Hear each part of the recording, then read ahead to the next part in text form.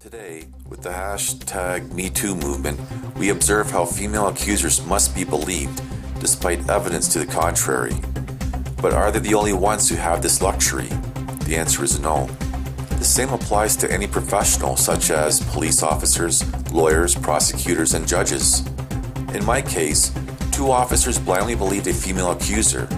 This turned into the 2 officers becoming false accusers, and everyone either blindly believing them or willfully ignoring my evidence and independent evidence to the contrary.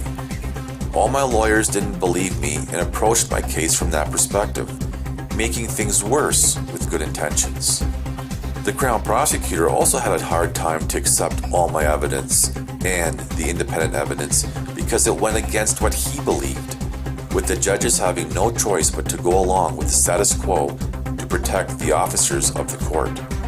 And I'm sure most everyone else believing I must have done something wrong to deserve the hell I have been living and the future of misery waiting for me. As it was said to me this past spring, no one is listening to me, as I am on the conveyor belt of conviction. But here are the questions from the falsely accused, my perspective. What if I actually did nothing wrong? What if I am telling the truth? Perhaps people are afraid to be fooled and err on the side of caution. This throws every accused person under the bus, regardless of what the accusation is, because of the fear of being made to look like a fool. There's a solution to this fear. Take the time to listen, research, and problem solve for yourself. To imply everyone is a liar, especially when there is evidence, is a form of a lack of respect. To falsely accuse someone shows a lack of respect. To treat someone as guilty despite the evidence to the contrary is a lack of respect. With my case, I have offered much evidence to support my position.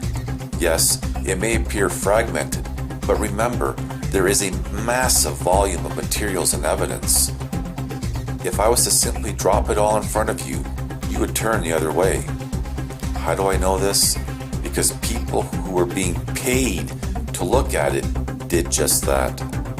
Today we look back at the mistakes made by societies in history and wonder, how did they ever become so stupid? We do not have to look any further than today to find that answer. If they floated to the surface, they were a witch and burnt at the stake. But if they drowned, they were not a witch and vindicated. In my case, I floated to the surface.